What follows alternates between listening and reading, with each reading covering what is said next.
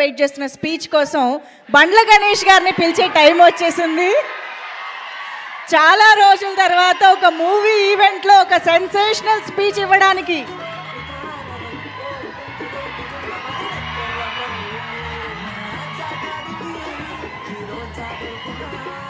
అందరికీ నమస్కారం. ఒక 7-8 సంవత్సరాల తర్వాత నాకు కిక్కినిచ్చిన సినిమా ఈ లిటిల్ హార్ట్స్. భగవంతుడు సాక్షిగా చెప్తున్నాను, లిటిల్ హార్ట్స్ సినిమా ముందు ఈ అబ్బాయి పోస్టర్ కూడా నేను ఎప్పుడు చూడలేదు. ఈ అబ్బాయి ఇట్లా యూట్యూబ్ తిప్పుతుంటే మా అమ్మ నాన్న తిరుపతి తీసుకెళ్ళాలనుకుంటే నాకు పెద్ద టూరు, అట్లాంటి ఫారెన్ తీసుకెళ్ళడం కానీ ఆగిపోయాను. ఎందుకంటే నన్ను అమ్మ నాన్న లవ్ చేసేవాడంటే నాకు అంత ఇష్టం, అక్కడ ఆగిపోయాను. సినిమా ఇండస్ట్రీ కష్టాలు, కన్నీళ్ళు, బాధలు అన్నీ ప్రిపేర్ అయ్యి రావాలి. ఎవరో కొన్ని 100 కోట్లకు ఒక ఆయన ఉంటాడు, ఒక స్టార్ కామెడీ కొడుకుగా పుడతాడు, ఒక మెగాస్టార్గా బామర్తిగా ఉంటాడు, ఒక ఐకాన్ స్టార్కి తండ్రిగా ఉంటాడు. అట్లా ఒక 100 కోట్ల కూడా ఉంటాడు. అందరూ అట్లా ఉండలేరు, మన అందరూ కష్టపడాల్సిందే తప్పదు. అట్లా ఎప్పుడు కాలు మీద కాలు వేసుకుంటాడు. ఆయన ఎవరికి అందుబాటులో ఉంటాడు, ఆయన ఎవరు అనుకుని ఆయన అందుబాటులోకి వెళ్తారు. అది జీవితం అంటే. అంత మహర్జాత్ కూడా నా జీవితంలో నేను చూడలేదు, ఇక చూడను కూడా. అంత అట్లా ఆయన జీవితాన్ని అంత అద్భుతంగా ప్లాన్ చేసుకుని అల్లు అరవింద్ గారు ఇక్కడ రావటం, విజయ్ దేవరకొండ. విజయ్ గురించి ఒక మాట చెప్పాలి, వీళ్ళ ఫాదరు నేను రూమ్మేట్స్మి. ఒక 3 రోజులు మిస్ అయ్యాడు. ఏంది గోవర్ధన్ అన్న రాలేదు అన్న, నా కొడుకు పుట్టాడు అన్నాడు. అది హీరో పుట్టాడా అన్న, మీ నాన్న అడుగు చెక్ చేసుకో అన్నాను అనలేదా? విజయ్ అన్నాడా? అది గుర్తుపెట్టు. నా జీవితంతో నేను ఏదైనా అంటే అవుద్ది, నాకు అబక్కన అట్లా వస్తుంది. నేను అంత ఎమోషన్ పర్సన్ని. ఈ లిటిల్ హార్ట్స్ గురించి మాట్లాడతా. సరే, ఓజీ గురించి చెప్తాను ఒక నిమిషం. ఈ భారతదేశంలో ఉన్న కొంత కోట్ల మంది అభిమానులు, నేను ఒక అభిమాని.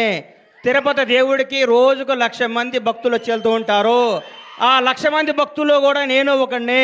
నేను ఒక్కడనే భక్తుడిని కాదు, నాలాంటి కోట్ల మంది భక్తులు నేను ఒకడిని. మీలాగా నేను పూజిస్తాను, మీలాగా నేను ప్రేమిస్తాను. నేను మీలో ఒకడిని, మీకంటే నాకు ఎక్కువ క్వాలిఫికేషన్ లేదు. ఓజీ బ్లాక్ బస్టర్ అవ్వాలని మీతో పాటు నేను కోరుకుంటున్నాను. అది తప్పకుండా బ్లాక్ బస్టర్ అవుద్ది. అంతే. Thank you. ఈ సినిమా గురించి మాట్లాడతాను. చిన్న సినిమా చచ్చిపోయింది, మా ప్రస్థానంలో అంత్యక్రియలు చేద్దాం అనుకుంటున్న తెలుగు ఇండస్ట్రీలో కథతో తీస్తే సినిమా హిట్ అవుద్ది, బడ్జెట్తో కాదు నిరూపించింది లిటిల్ హార్ట్స్. 2.5 కోట్లతో సినిమా తీశారంటారు. ఇప్పుడే నితిన్నను మన సాయిని అడిగాను, ఎంత బడ్జెట్ ఎల్గాట్ చేశారని. 2.5 కోట్లు అన్నారు. ఒక పెద్ద సినిమా షెడ్యూల్ వేసుకొని 3 రోజులు షూటింగ్ క్యాన్సిల్ అయితే 2.5 కోట్లు అవుతున్నాయి. ఈ రోజుల్లో 2.5 కోట్లతో 50 కోట్లు కలెక్ట్ చేసే సినిమా తీశారంటే hats off to Little Hearts team. మిమ్మల్ని చూసుకొని పెద్ద పెద్ద దర్శకులు, నిర్మాతలు ఇంగ్లీష్ లాటాడు సిగ్గుతో తలంచుకోవాల్సిన రోజు తీసుకొచ్చారు మీరు ఇండస్ట్రీకి. నిజంగా ఇక సినిమా చూడండి, చిన్న సినిమా చూడండి, పెద్ద హీరో 500 కోట్ల బడ్జెట్ ఉంటుంది తీస్తారన్న రోజుల్లో 2.5 కోట్లతో యావత్ తెలుగు ఇండస్ట్రీ, తెలుగు సినిమా, తెలుగు ప్రజలందరినీ థియేటర్కి పరిగెత్తించారు. నేను సినిమా థియేటర్కి వెళ్ళి దాదాపు 5-6 సంవత్సరాల నుంచి నేను ఒక థియేటర్ ఎగ్జిబిటర్గా, నా థియేటర్ కూడా నేను సినిమాకి వెళ్ళలేదు. ఈ మధ్య నాకు ఫస్ట్ డే సినిమా చూడాలనిపించింది, మిరాయి సినిమా. ఆ రోజు వెళ్ళాను. ఈ సినిమాను లవ్ చేశాను. ఇవాళే ఈ సినిమాకి ఫంక్షన్ రావాలని ఫిక్స్ అయ్యి వంశీని అడిగాను, వంశీ కొద్దిగా టికెట్ చెప్పా సినిమాకి వెళ్తానని. మా థియేటర్లో ఆడుతుంది, నాకు కుదరలేదమ్మా, క్షమించు. సినిమా చూస్తే దీని అమ్మ ఇది కదా సినిమా అంటే, ఇట్లా ఉండాలి కదా సినిమా అంటే. ఇది వాస్తవం, సినిమా కాదు. మా నాన్నకి నాకు జరిగిన స్టోరీ ఇదంతా. మా నాన్నకి ఇటు చెప్పిన కంటే ఎక్కువ అబద్ధాలు చెప్పేవాడిని, నేను అన్ని అబద్ధాలు చెప్పేవాడిని. షాద్ నగర్లో ట్రైన్ ఎక్కి, కాచిగూడలో ట్రైన్ దిగి, దీపక్ థియేటర్లో సినిమా చూసి, మళ్ళీ ట్రైన్ ఎక్కి షాద్ నగర్ పోయి స్కూల్కి వెళ్ళి వచ్చాను, అబద్ధం చెప్పేవాడిని. అక్కడి నుంచి స్టార్ట్ అయిన మా జీవితం వాస్తవానికి దగ్గరగా, ప్రతి తండ్రి కొడుకున్న కెమిస్ట్రీ అద్భుతంగా తెరకెక్కించిన ఈ సినిమాని. ఇట్లాంటి సినిమాలు సంవత్సరానికి 12 సినిమాలు వస్తే ఇండస్ట్రీ 100 ఏళ్ళు చల్లగా ఉంటుందండి. 1000 కోట్ల సినిమాలు వద్దు, 500 కోట్ల సినిమాలు వద్దు, జనాన్ని థియేటర్కి వచ్చే సినిమాని.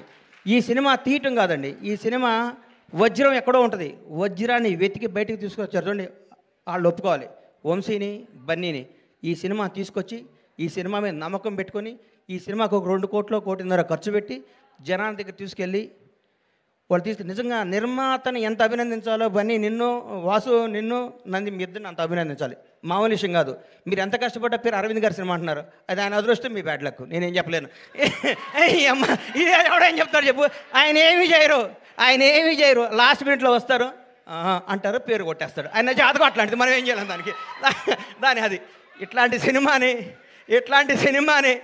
ఇట్లాంటి సినిమాని ఈటీవీ విన్ మహానుభావుడు గౌరవనీయులు రామోజీరావు గారు ఏ బ్రహ్మముహూర్తాన ఈటీవీ సంస్థని, ఈనాడు స్టూడియోని, రామోజీ ఉషా కిరణ్ మూవీస్ని స్థాపించారు. కానీ ఎంతమంది గొప్ప నటుల్ని, మౌన పోరాటం దగ్గర నుంచి, మయూరి సినిమా దగ్గర నుంచి, ప్రతిఘటన సినిమా దగ్గర నుంచి, ఒక 25 ఏళ్ల ముందు నువ్వే కావాలి సినిమా దగ్గర నుంచి కొత్త టాలెంట్లని, కొత్త భక్తుల్ని పరిచయం చేస్తూ ముందుకు తీసుకెళ్తూ ఎంతోమందికి జీవనోపాధి కల్పించిన రామోజీరావు గారికి హృదయపూర్వకంగా, దివిలో ఉన్న రామోజీరావు గారికి మనస్ఫూర్తిగా శిరస్సు వంచి నమస్కారం చేస్తున్నాను.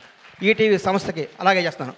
కొత్త కాళ్ళని ఎంకరేజ్ చేస్తూ కొత్త క్రీమ్ని బయటికి లాగి అందరు టీం అంతా చేసినాక లాస్ట్ మినిట్లో వచ్చి నవ్వుతూ అని అరవింద్ గారు కూడా ఈ సందర్భంగా కృతజ్ఞత తెలియజేస్తున్నాను.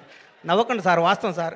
మీ షర్టు నలగదు, మీ మనసు నలగదు, మీ హెయిర్ స్టైల్ మాలదు, మీరు మాత్రం డబ్బు సంపాదిస్తుంటారు. అది మీ అదృష్టం, దానికి ఎవడం చేయలేడు. ఇలాంటి సినిమాలు తీసిన మౌళి, నీకు మాట చెప్తున్నానమ్మా, ఈ 20 రోజులు జరిగిందంతా అబద్ధం, ఒక కల్పన, ఒక 3D అనుకో, కళ్ళజోడిది. ఈ సినిమా రిలీజ్ ముందు రోజు నువ్వు ఉన్న స్టేటస్ మీదే ఉండు. నేను అలాంటి దగ్గరికి వస్తారు, మౌళి గారు మీరు 6 అడుగులు హైట్ ఉన్నారండి, మీ ముందు విజయ్ దేవరకొండ, మహేష్ బాబు ఏం పనికి వస్తారని అంటారు. అవన్నీ నమ్మకోకు. నువ్వు ఒక చంద్రమోహన్ లాగా ఇండస్ట్రీని ఏలాలని కోరుకుంటున్నా. గ్రేట్ లెజెండరీ యాక్టర్ చంద్రమోహన్ గారు ఏమి సినిమాలు తీశారు, చచ్చిపోయేదాకా యాక్ట్ చేశాడు. అది వాస్తవాన్ని నమ్మమ్మ. మీ ఎవరు వయసు మీది గాజువాక, మీ గాజువాక బేస్ని మర్చిపోకు. ఈ ఫిలిం నగరు, ఈ సినిమా, ఈ ట్వీట్లు, ఈ ఫోటోలు, ఈ పొగడ్తలు, ఇదంతా అబద్ధం. ఇంటికి వెళ్ళావని వాస్తవానికి వెళ్ళిపో.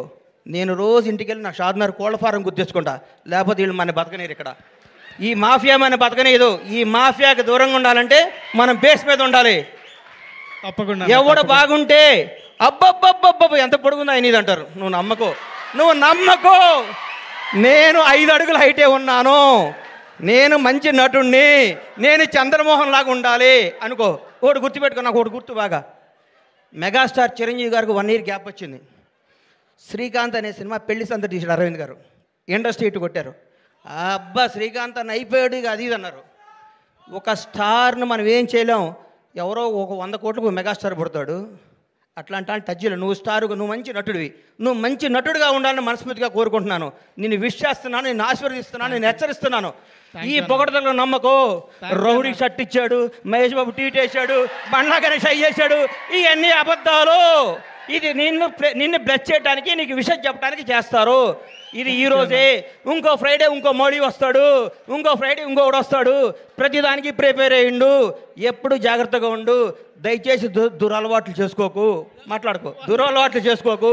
ఎవరిని నమ్మకు, నమ్మినట్టు ఉండు, వాస్తవంగా బతుకు, అద్భుతంగా కథలు చేసుకో, నటుడిగా పేరు తెచ్చుకో. మీ అమ్మ నాన్న తలెత్తుకునే తిరిగే విధంగా, నీ బంధువులందరూ మౌళి మా ఫ్రెండ్ అని చెప్పుకునే విధంగా, ఇండస్ట్రీ అంతా నిన్ను చూసి ఆనందపడే విధంగా మనస్ఫూర్తిగా ఉండాలని కోరుకుంటూ, నన్ను ఈ ఫంక్షన్ తీసుకురావడానికి కారణమైన మిత్రుడు బన్నీవాసు, వంశీ నందిపాటికి, ఈటీవీ వినివారందరికీ కృతజ్ఞతలు తెలియజేసుకుంటూ, ఇలాంటి సినిమాలు మీరు ఆశీర్వదించాలి, థియేటర్కి రావాలి, చిన్న సినిమాలు బతకాలి, చిన్న సినిమాలు బ్లాక్ బాస్టర్ కొట్టాలి. ఒక సినిమా 2 రోజులు షెడ్యూల్ వేస్ట్, ఒక సినిమాది సూపర్ హిట్ కొట్టిన సినిమా చూసి మనందరూ గర్వపడాలని కోరుకుంటూ సెలవు తీసుకుంటాను. థ్యాంక్ యూ అన్న ఒక్క నిమిషం. హిట్ కొట్టిన తర్వాత షర్ట్ మారుతుంది, ప్యాంట్ మారుతుంది, కానీ లోపల మౌలి అలాగే ఉంటాడు అన్న. అదే మారదు. Thank you. ఈ మాట నాకు ఇస్తున్నాం. ఇది వాస్తవం అమ్మా. వాస్తవం మీద బతికే లాంగ్లో బతాం. ఒకటి గుర్తుపెట్టుకో. ఒక హీరో గురించి చెప్తా నీకు. వాస్తవానికి దగ్గరగా ఉండే ప్రతిరోజు అల్లు అర్జున్తో నేను సినిమా తీసా.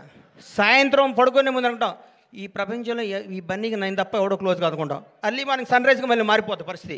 ఆ రోజు ఫ్రెష్గా చూస్తాడు. అల్లు అర్జున్లా బతుకు. టాలెంట్నే నమ్ము, టాలెంట్నే ఎంకరేజ్ చేయి.